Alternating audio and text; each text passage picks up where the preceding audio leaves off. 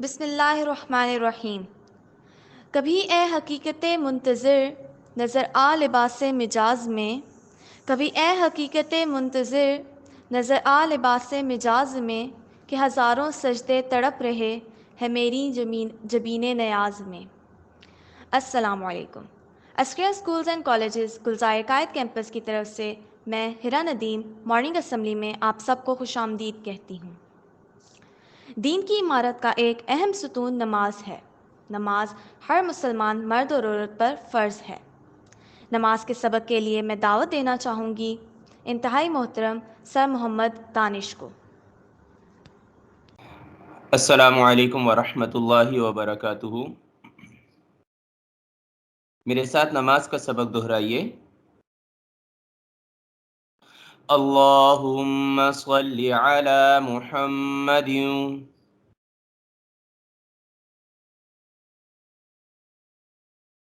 اے اللہ رحمت نازل فرما محمد صلی اللہ علیہ وآلہ وسلم پر۔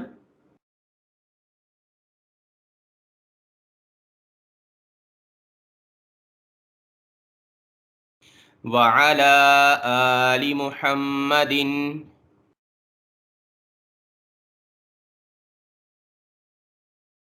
اور محمد صلی اللہ علیہ وآلہ وسلم کی آل پر۔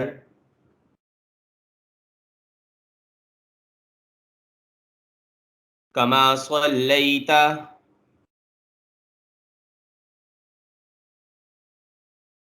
جیسا کہ تو نے رحمت نازل فرمائی۔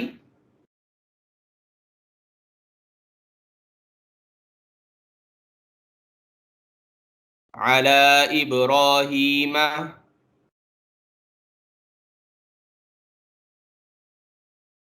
ابراہیم علیہ السلام پر۔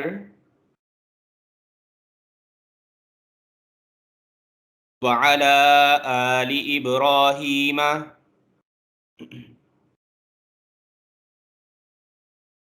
اور ابراہیم علیہ السلام کی آل پر۔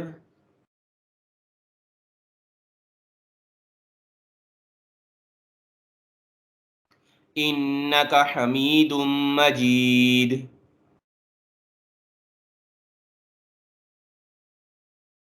بے شک تو تعریف کیا ہوا بزرگی والا ہے۔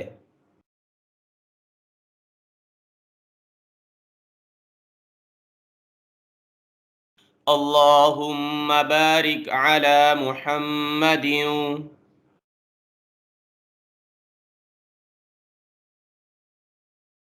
اے اللہ برکت نازل فرما محمد صلی اللہ علیہ وآلہ وسلم پر۔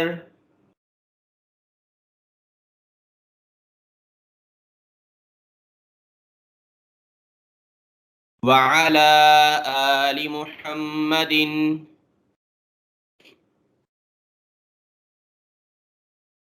اور محمد صلی اللہ علیہ وآلہ وسلم کی آل پر۔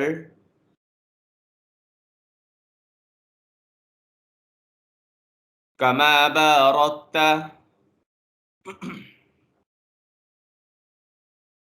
جیسا کہ تو نے برکت نازل فرمائی۔ علی ابراہیم، ابراہیم علیہ السلام پر۔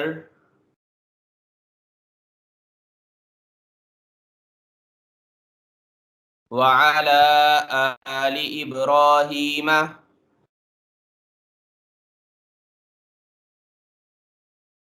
اور ابراہیم علیہ السلام کی آل پر۔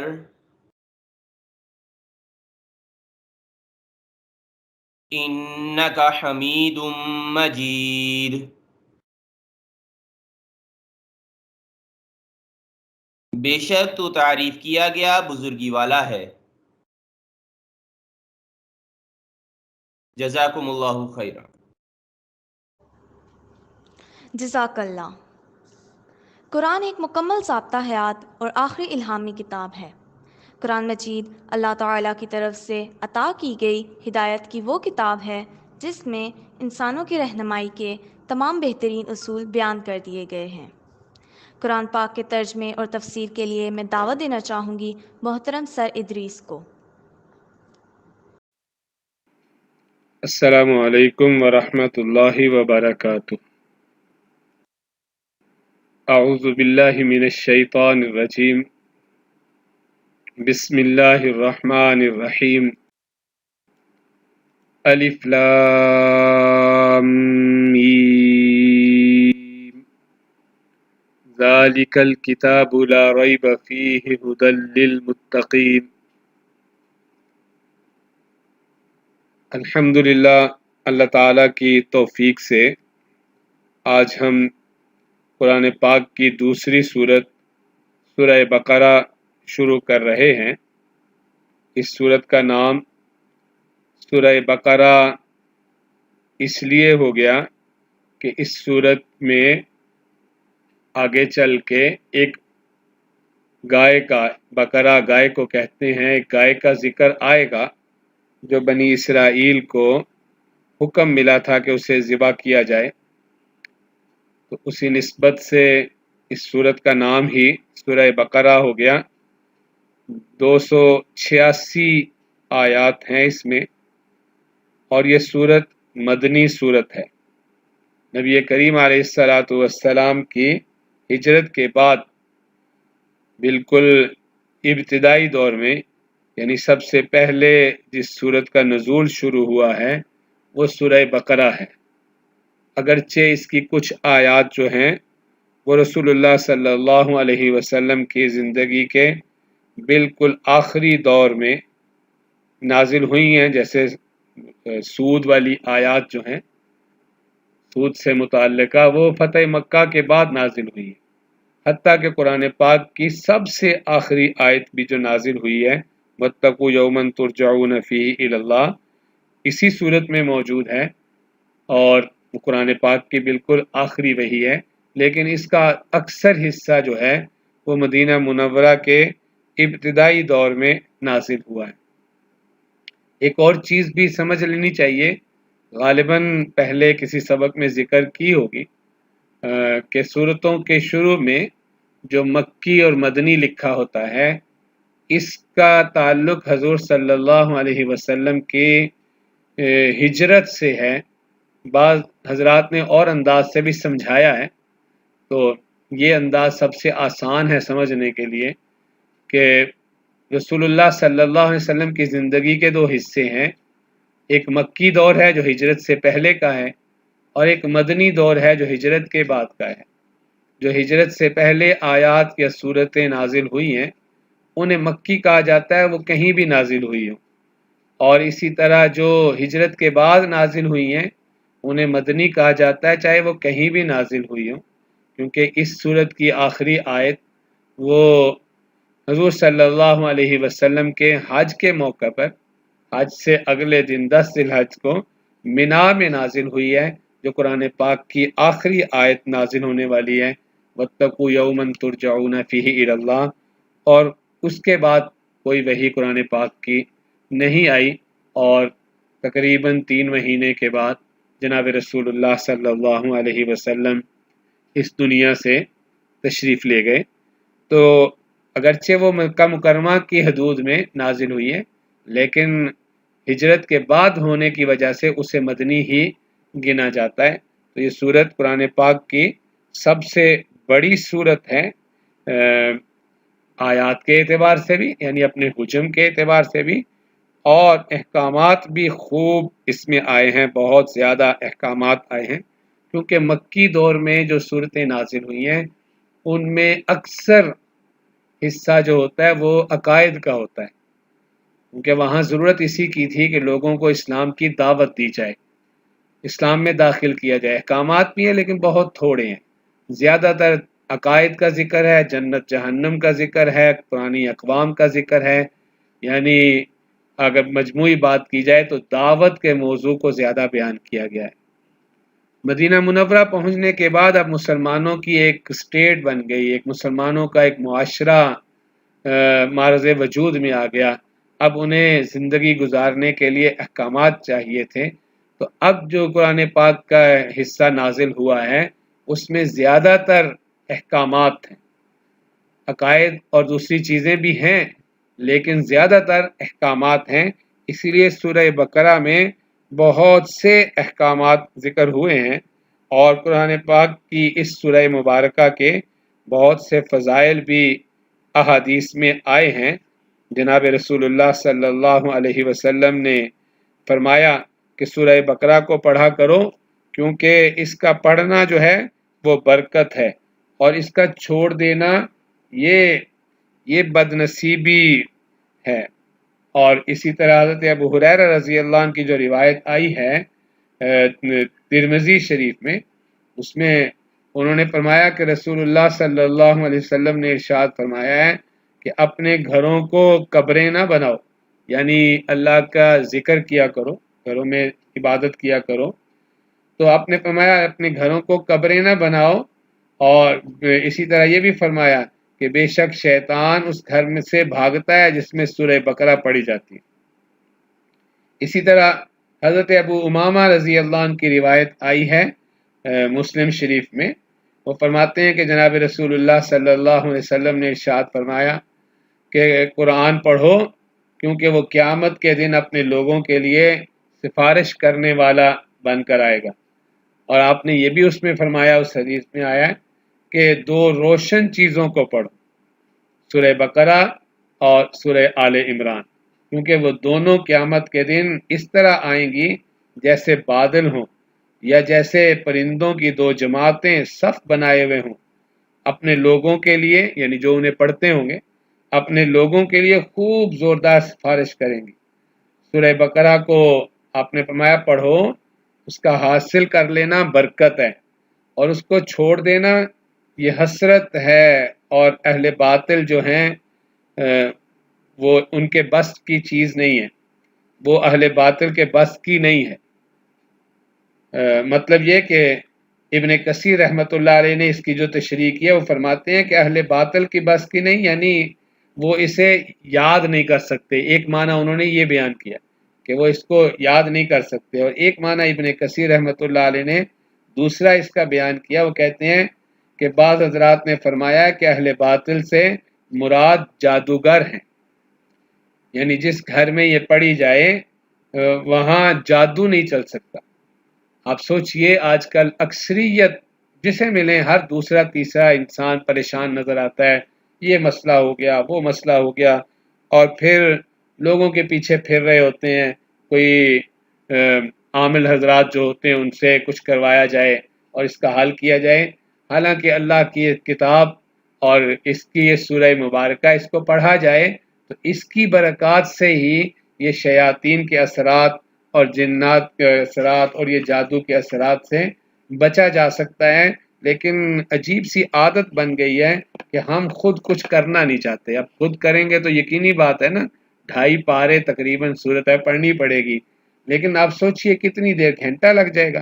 اللہ کی کتاب پڑھنے کا ثواب بھی ہوگا، اور اللہ کی کتاب سے انسان جڑ بھی جائے گا، اور اس کی برکتوں سے یہ نحوستیں جو دنیا میں لوگوں کے جادو کی ہوں یا دوسری چیزوں کی ہوں، ان مصیبتوں سے بھی انسان کی جان چھٹ جائے گی۔ ایک حضرت ابو ہریرہ رضی اللہ عنہ کی روایت اور بھی آئی ہے، وہ فرماتے ہیں کہ رسول اللہ صلی اللہ علیہ وسلم نے ارشاد فرمایا ہر چیز کا جو ہے ایک بلند حصہ ہوتا ہے، خوبصورتی ہوتی ہے نا، جیسے اونٹ کا کوہان ہے، تو فرمایا کہ اس سے ایک بلند حصہ ہوتا ہے، اور قرآن کا بلند حصہ وہ سورہ بقرہ ہے۔ اور اسی طرح آپ نے فرمایا کہ اس میں ایک آیت ہے جو قرآن کی سب آیتوں کی سردار ہے، اور وہ آیت الکرسی ہے۔ جس گھر میں وہ پڑھی جائے گی اس میں سے شیطان ضرور بھاگ جائے گا۔ اسی طرح اور بھی سورہ بقرہ کے کئی فضائل احادیث میں آئے ہیں، لیکن یہ ساری بات وہی ہے جو میں نے ابھی پہلے عرض کی کہ کچھ کرنا پڑتا ہے، انسان خود قرآن پاک کو پڑھے، اس کی تلاوت کرے اور اس کو سمجھے تاکہ اس پر عمل کر سکے، کیونکہ اصل میں تو دونوں چیزیں مطلوب ہے نا، تلاوت الگ مطلوب ہے اور اس کو سمجھنا تاکہ اس پر عمل کیا جا سکے یہ الگ سے مطلوب ہے۔ دونوں اپنی جگہ اپنی اپنی حیثیت رکھتے ہیں اور دونوں کا انکار نہیں کیا جا سکتا۔ اسی طرح میں نے جو بات عرض کی کہ یہ سورت جو ہے وہ اپنے حجم کے اعتبار سے بھی بڑی ہے، یعنی آیات اور الفاظ باقی صورتوں سے زیادہ ہیں، اور اسی طرح اپنے مضامین کے اعتبار سے بھی بہت خاص امتیاز رکھتی ہے۔ ابن عربی رحمۃ اللہ علیہ نے فرمایا کہ میں نے اپنے بزرگوں سے سنا ہے کہ سورہ بقرہ میں 1000 امر یعنی کام کرنے کے کہا گیا کہ یہ کرو، اور 1000 نہیں یعنی چیزوں سے روکا گیا ہے، اور 1000 حکمت کی باتیں اس میں بیان ہوئی ہیں۔ اسی طرح یہ جو واقعات اور خبر ہوتی ہیں دوسری قوموں کی یا چیزوں کی، تو وہ فرماتے ہیں 1000 خبریں بھی اس میں ہیں، اور یہی وہ وجہ ہے، یعنی یہ اتنے زیادہ مضامین ہونے کی وجہ سے ہی حدیث میں جو آیا نا کہ حضرت عمر رضی اللہ عنہ نے فرمایا کہ جب میں نے سورہ بقرہ کو پڑھنا شروع کیا تاکہ سمجھا جائے اس میں کیا ہے تفسیر کے ساتھ، تو 12 سال خرچ ہوئے، اس میں 12 سال لگ گئے اس کو سمجھنے کے۔ آپ سوچئے حضرات صحابہ رضی اللہ عنہ قرآن پاک کے لیے کتنا وقت صرف کرتے تھے اور ہم کتنا کرتے ہیں۔ اور اسی طرح ان کے اپنے بیٹے عبداللہ ابن عمر کہتے ہیں کہ جب میں نے اس سورت کو پڑھا تو 8 سال لگے، یعنی 8 سال انہوں نے لگا دیے اس کو سمجھنے پہ، اس پہ غور و فکر کرنے پہ۔ تو اس لیے اللہ کی کتاب کے لیے کچھ وقت نکالنا چاہیے اور اسے سیکھنے کی کوشش کرنی چاہیے۔ سورہ فاتحہ کے آخر پہ جو دعا کی گئی تھی کہ اللہ ہمیں ہدایت دے صراط مستقیم کی، تو بس اب آپ یوں سمجھیے کہ آگے جو کچھ آ رہا ہے یہ اس ہدایت کی درخواست کا جواب ہے۔ انشاءاللہ اس موضوع پہ کل ہم کچھ بات عرض کریں گے۔ اللہ تعالیٰ ہم سب کو سمجھنے کی اور عمل کرنے کی توفیق عنایت فرمائے۔ السلام علیکم ورحمۃ اللہ وبرکاتہ۔ جزاک اللہ۔ آج کے پیغام کے لیے علینا وقار ہمارے ساتھ موجود ہیں۔ میں علینا وقار آج کے پیغام کے ساتھ۔ میرا آج کا پیغام نظم و ضبط کی اہمیت کے حوالے سے ہے۔ کشتی اور چپو ایک دوسرے کے لیے لازم و ملزوم ہیں۔ کشتی کو چلانے کے لیے چپو نہ ہو تو اس کا کنارے لگانا مشکل ہے۔ اسٹیشن پر پہنچنے کے لیے ضروری ہے کہ ٹرین پٹری سے نہ اترے۔ گھوڑے کو لگام اس لیے ڈالی جاتی ہے کہ اس کو غلط سمت جانے سے روکا جا سکے۔ اندھے کے ہاتھ میں لاٹھی ہو تو ٹھوکر لگنے کا احتمال نہیں رہتا۔ مدرجہ بالا مثالوں میں ایک قدر مشترک ہے جسے نظم و ضبط یا ڈسپلن کہتے ہیں۔ سمندر میں چپو کشتی کا نظم برقرار رکھتا ہے، پٹری ٹرین کو اور لگام گھوڑے کو ضبط مہیا کرتی ہے۔ بالکل اسی طرح کامیابی کی چپو پٹڑی، لگام اور لاٹھی ڈسپلن ہے، پھر چاہے اس کا تعلق ہمارے ذاتی اعتبار سے ہو یا پھر اجتماعی افعال سے۔ ہماری زندگیاں بھی اسی ڈسپلن کی متقاضی ہیں۔ اگر زندگی میں نظم و ضبط کا وجود نہ ہو تو اس کا نظام بھی بگڑ جاتا ہے۔ وقت پر نہ سونا صحت کو ضک پہنچاتا ہے۔ بے ہنگم ٹریفک سے حادثات جنم لیتے ہیں۔ تجاوزات شہر کے حسن کو پھیکا کر دیتی ہیں، اور نظریات میں ڈسپلن کا نہ ہونا ایک قوم کو ہجوم میں بدل دیتا ہے۔ ہم دنیا کے ترقی یافتہ ممالک کا مشاہدہ عمل میں لائیں تو وہاں کے انفرادی و اجتماعی رویوں میں ڈسپلن کا چال چلن نمایاں ہے۔ آئین کو عزت بخشی جاتی ہے۔ وہاں لائن توڑ کر آگے پھلانگنے کی سعی نہیں کی جاتی۔ پان سے دیواروں کے منہ پر نہیں تھوکا جاتا۔ ٹریفک قوانین کی دھجیاں نہیں اڑائی جاتی۔ انہیں دیواروں پر لکھنا نہیں پڑتا کہ یہاں لکھنا منع ہے۔ شاید یہ قباحتیں آپ کو نچلی سطح کی معلوم ہوں، مگر یہ کسی بھی معاشرے کی سماجی و اخلاقی قدروں کی عکاس ہوتی ہیں۔ اسلام ڈسپلن کا سب سے بڑا داعی ہے۔ ہمیں چاہیے کہ ہم اپنی زندگیوں میں نظم و ضبط قائم کریں تاکہ ہم بھی ترقی یافتہ قوموں کی فہرست میں آ جائیں۔ شکریہ۔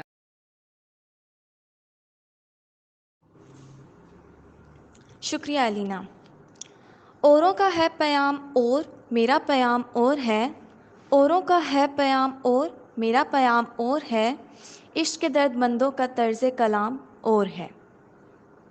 حکیم الامت شاعر مشرق ڈاکٹر علامہ محمد اقبال کی نظم پڑھنے کے لیے میں دعوت دیتی ہوں حنف شکیل کو۔ ہر لحظہ ہے مومن کی نئی شان نئی آن، گفتار میں کردار میں اللہ کی برہان، قہاریو غفاریو قدوسیو جبروت، یہ چار عناصر ہوں تو بنتا ہے مسلمان۔ ہمسایہ جبریل امی بندہ خاکی، ہے اس کا نشے من نہ بخارا نہ بدخشان۔ یہ راز کسی کو نہیں معلوم کہ مومن قاری نظر آتا ہے، حقیقت میں ہے قرآن۔ قدرت کے مقاصد کا عیار اس کے ارادے، دنیا میں بھی میزان قیامت میں بھی میزان۔ جس سے جگر لالا میں ٹھنڈک ہو وہ شبنم، دریاؤں کے دل جس سے دہل جائیں وہ طوفان۔ فطرت کا سرود ازلی اس کے شب و روز، آہنگ میں یکتا صفت سورہ رحمان۔ آہنگ میں یکتا صفت سورہ رحمان، بنتے ہیں میری کارگئے فکر میں انجم، لے اپنے مقدر کے ستارے تو پہچان۔ شکریہ۔ میں اسمبلی کا اختتام اس قول سے کرتی ہوں کہ کامیابی کا سفر آپ کی سوچ کی دنیا بدلنے سے شروع ہوتا ہے اور بعد میں آپ کی ساری دنیا بدل کر رکھ دیتا ہے۔ خود بھی خوش رہیں اور دوسروں کو بھی خوش رکھیں۔ اللہ نگہباں۔